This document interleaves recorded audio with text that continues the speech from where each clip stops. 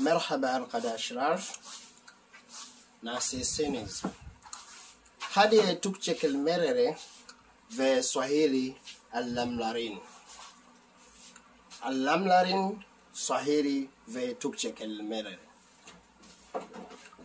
Twende tuangalie maneno ya Kituruki na maana zake. Yapmasaydın. Yapmasaydın.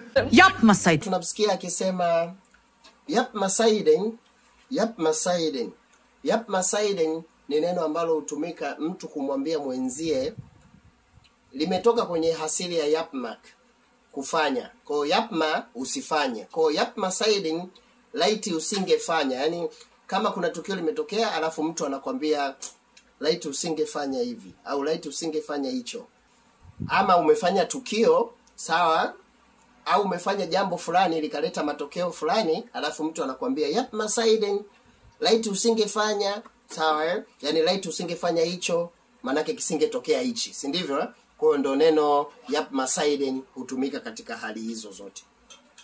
Kwa ukisikia yapmasaydin, kwa manake kuna kitu kilitendeka, sawa, kikaleta matokeo fulani ambayo yamefanya hayo matokeo yameletwa kwa sababu hicho kitu kufanyika au kutokufanyika. Kwa hiyo ndo tunasema yapmasaydin. Hiç üzülmedim. Hiç üzülmedim. Tumemsikia hapo akisema hiç üzülmedim. Hiç üzülmedim. Hili neno la Kituruki hutumika pale endapo eza mtu amekasirishwa na maongezi fulani, kwa hiyo anatafsiri kuwa hajawahi kusikitishwa. İlgilenmiyorum ben. Hapa tunasikia anasema ilgilenmiyorum. Ilgilenmiyorum. Ilgilenmiyorum.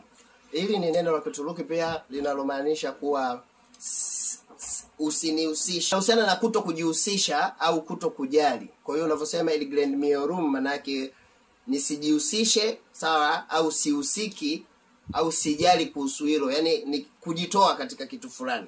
Unasema ilgilenmiyorum. Kwa kama kuna tatizo lilitokea, unataka kupewa lawama, unasema usinihusishe. İlgilenmiyorum. İlgilenmiyorum. Daha da beni rahatsız etme. Beni rahatsız etme. Hapa tunamsikia anasema beni rahatsız etme. Beni rahatsız etme. Hili ni neno, rahatsız ni usumbufu au kero. Etme linatoka kwenye kitenzi cha katazo. Sawa, eh?